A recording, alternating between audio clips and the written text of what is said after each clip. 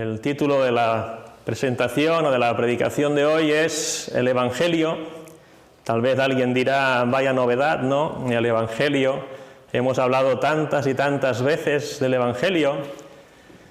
Pero el otro día estaba dando vueltas al tema de que antiguamente en este país nos llamaban evangelistas, ahora nos llaman evangélicos.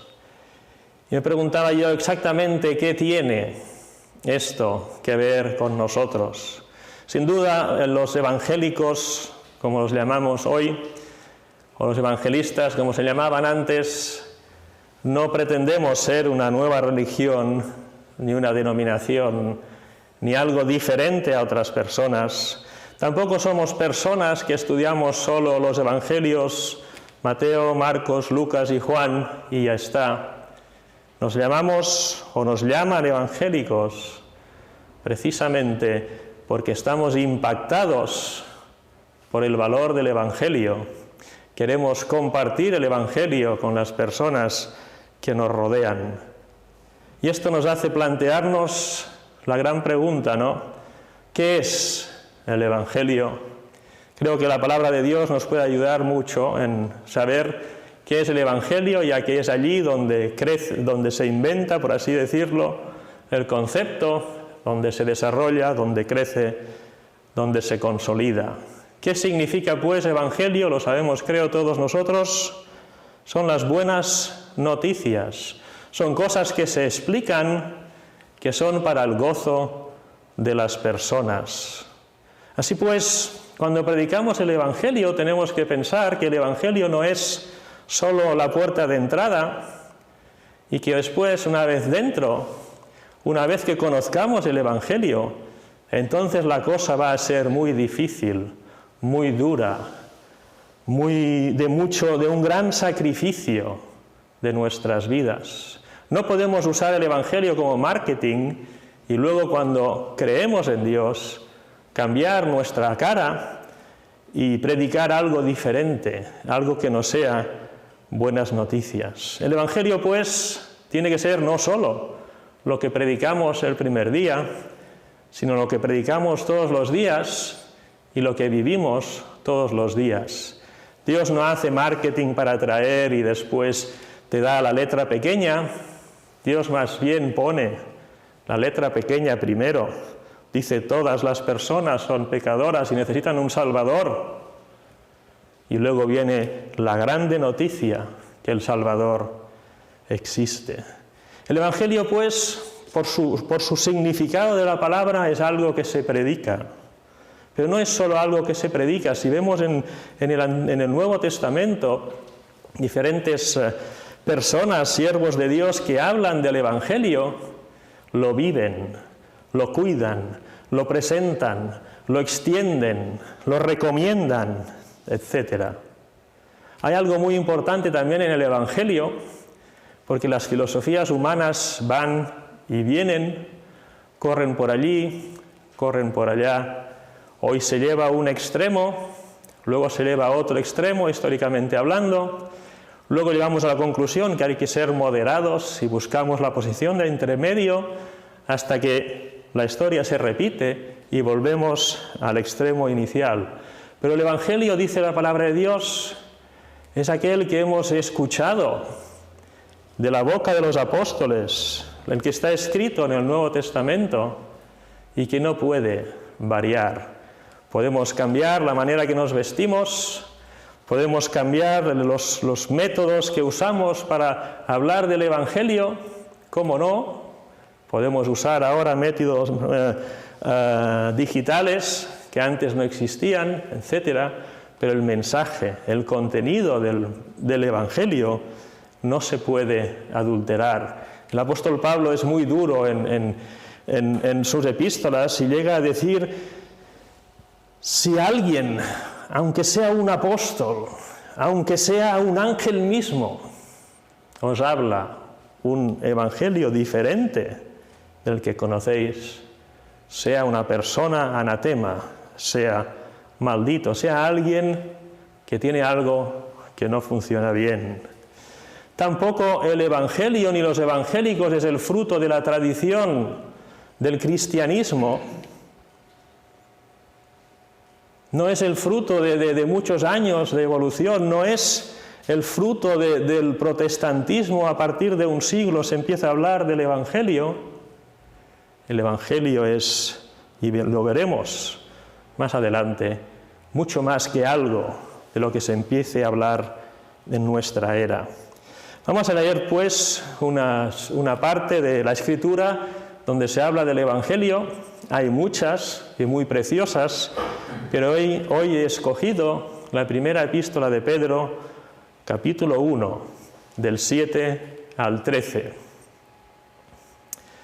Dice así la palabra de Dios: para que, sometida a prueba vuestra fe, mucha más preciosa que el oro, el cual, aunque perecedero, se prueba con fuego, sea hallada en alabanza, gloria y honra cuando sea manifestado Jesucristo, a quien amáis sin haberle visto, en quien creyendo, aunque ahora no lo veáis, os alegráis con gozo inefable y glorioso, obteniendo el fin de vuestra fe, que es la salvación de vuestras almas. Los profetas que profetizaron de la gracia destinada a vosotros, inquirieron diligentemente indagaron acerca de esta salvación, escudriñando qué persona y qué tiempo indicaba el Espíritu de Cristo que estaba en ellos, el cual anunciaba de antemano los sufrimientos de Cristo y las glorias que vendrían tras ellos. A esto se les reveló que no para sí mismos, sino para nosotros, administraban las cosas que ahora os son anunciadas por los que os han predicado el Evangelio por el Espíritu Santo enviado del cielo, cosas en las cuales anhelan mirar los ángeles. Por tanto, ceñid los lomos de vuestro entendimiento, sed sobrios y esperad por completo en la gracia que se os traerá cuando Jesucristo sea manifestado. Maravillosas revelaciones que tenemos aquí acerca del Evangelio, ¿verdad? Vemos que es profetizado hace siglos antes de Jesús, ya se habla del Evangelio. Vemos que hoy en día no lo predican tradiciones, sino el Espíritu Santo mueve a personas para que prediquen el Evangelio. ¿Qué tiene de especial el Evangelio? De entrada vemos en los versículos que hemos leído que empiezan hablando de Jesucristo y acaban hablando de Jesucristo. Esto es una pista muy importante. No hay Evangelio según la Biblia si no hay Jesucristo en él. Y podemos preguntarnos por qué. Si leemos en Lucas 2, del 10 al 11, veremos por qué. Dice así en el Evangelio de Lucas 2, 10: pero el ángel les dijo: no temáis, porque aquí os doy nuevas de gran gozo, que será para todo el pueblo, que os ha nacido hoy en la ciudad de David un Salvador, que es Cristo el Señor. Aquí dice: no temáis, porque aquí os doy nuevas de gran gozo. Esta palabra en el original está diciendo: he aquí yo os evangelizo con gran gozo. Os doy buenas noticias, os explico el Evangelio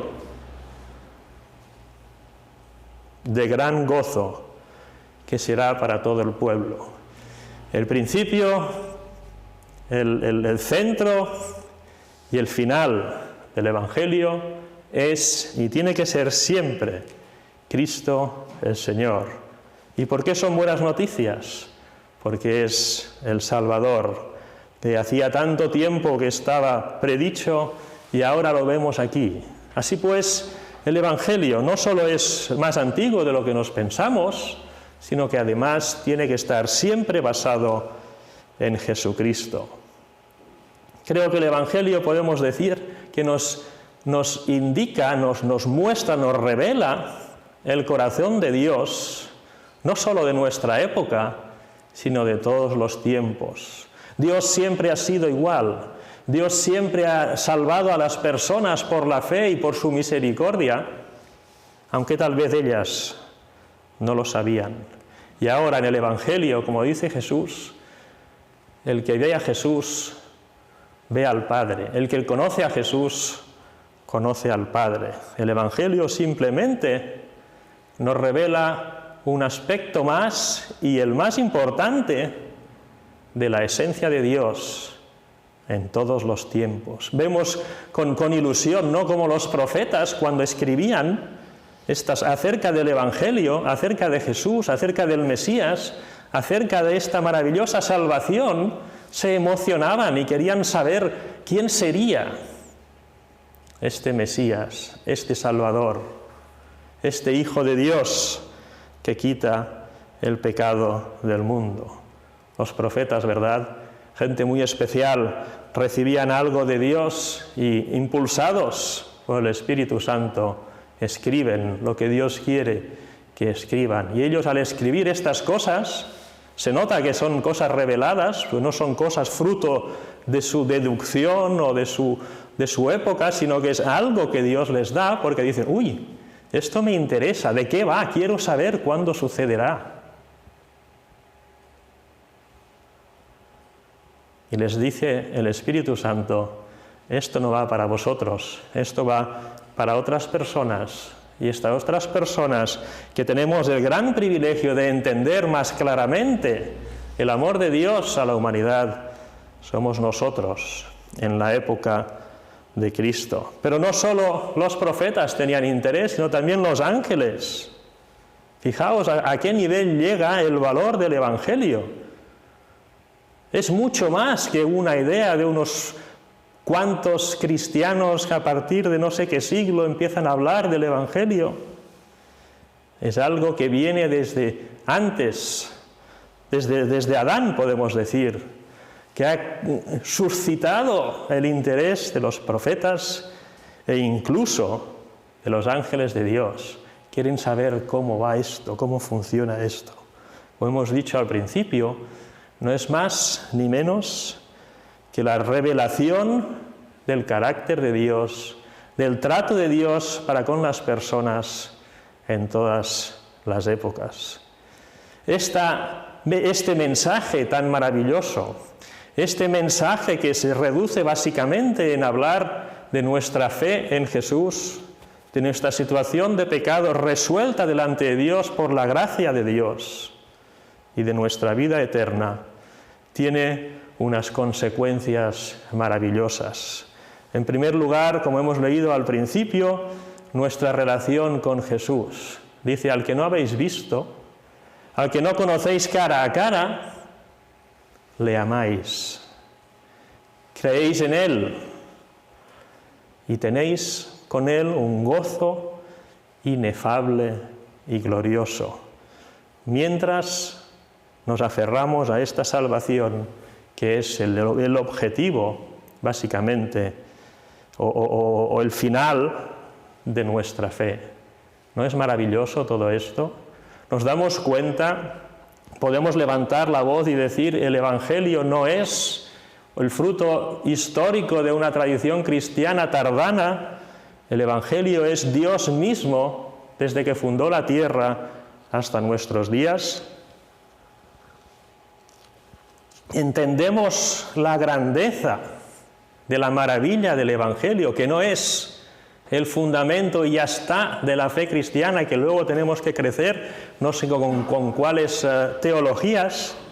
El Evangelio tiene que empapar nuestra vida. Si no vivimos según el Evangelio, evidentemente no hemos entendido nada.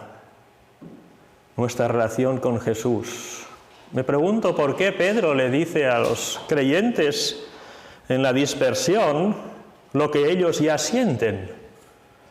Es una experiencia que ellos tienen, ¿no? Ellos aman a Jesús, ellos creen en Jesús y por eso tienen vida eterna y ellos tienen una gran alegría con gozo inefable y glorioso en la presencia de Jesús. Es necesario que recordemos estas cosas, que tengamos en cuenta que esto está en nuestras manos, que esto es nuestra experiencia. ¿Nos sentimos así? ¿Estamos llenos de alegría y de gozo en la presencia de Dios? Si no, es que seguramente poco entendemos del Evangelio. Amamos a Jesús. Qué maravilloso, ¿verdad? Es muy fácil poner normas y decir, tienes que cumplir esto, tienes que leer 3 capítulos de Biblia cada día, tienes que ir de rodillas no sé dónde, tienes que ir a todas las reuniones, no te pierdas ni una. Es muy fácil decir esto. No harás esto, no harás aquello. Tienes que ser perfecto. Y mientras intentamos cumplir todas estas cosas, lo único que hacemos es mirarnos a nosotros mismos y no a Jesús. Pero el verdadero Evangelio lo que hace es que olvidemos nuestras personalidades y pongamos nuestros ojos en Jesús. Amaremos a Jesús cuando tengamos la experiencia del Evangelio en nuestras vidas. Nos aferraremos con fe a Jesús cuando tengamos la experiencia del Evangelio en nuestras vidas. Y experimentaremos esta alegría con gozo, un gozo que no se puede describir, es superior a cualquier experiencia humana y además viene de la gloria. ¿Podemos imaginar amar a Jesús, creer en Jesús, sin sentir ningún gozo, sin sentir ninguna alegría en su presencia? Significaría, de nuevo lo digo, que no entendemos el Evangelio. Y para ir acabando, otra consecuencia importante, hemos leído solo el principio en Pedro, pero sigue diciendo, así pues, ya que tenéis esto tan maravilloso como experiencia en vuestras vidas, ahora sed sobrios, sed así, sed de esta manera, haced esto, haced aquello, por la maravillosa experiencia de vuestros corazones de conocer a Jesús. Cuán maravilloso es, pues, el Evangelio. Los evangélicos a veces salen por la tele y a mí me da vergüenza lo que hacen a personas que se llaman evangélicas.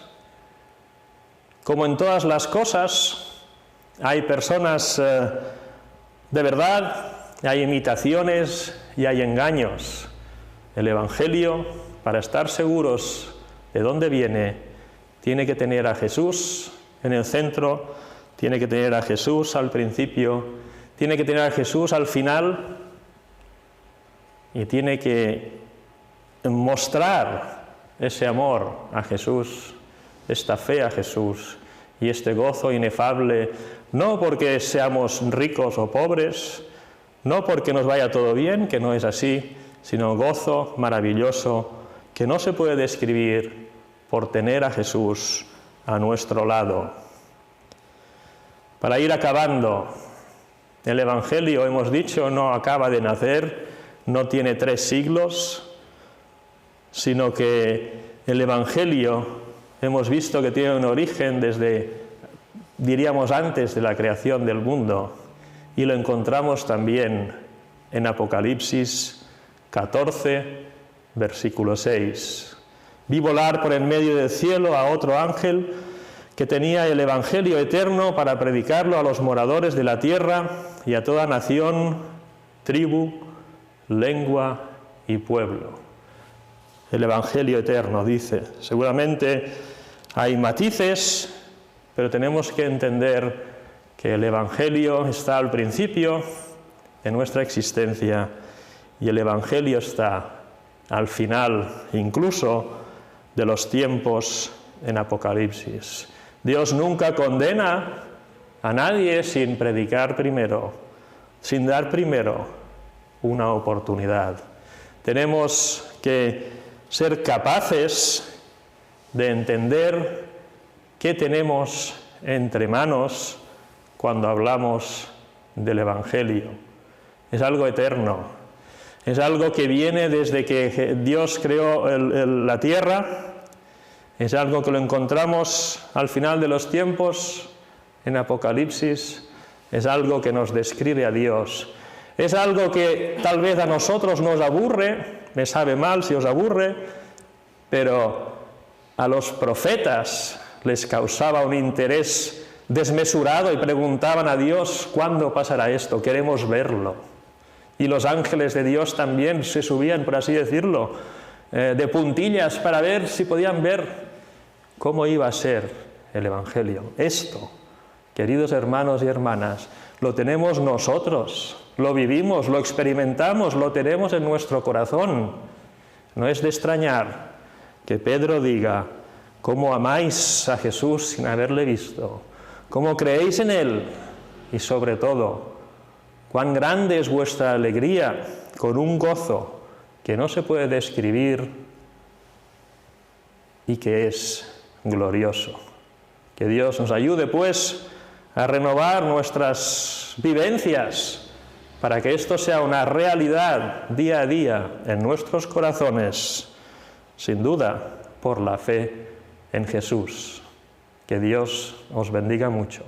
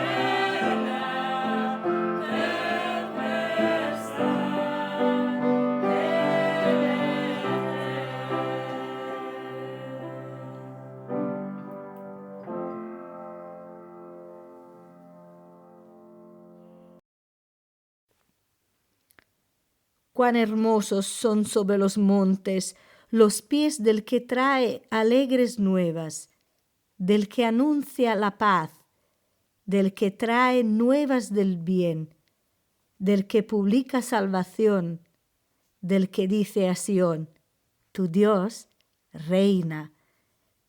Isaías capítulo 52, versículo 7.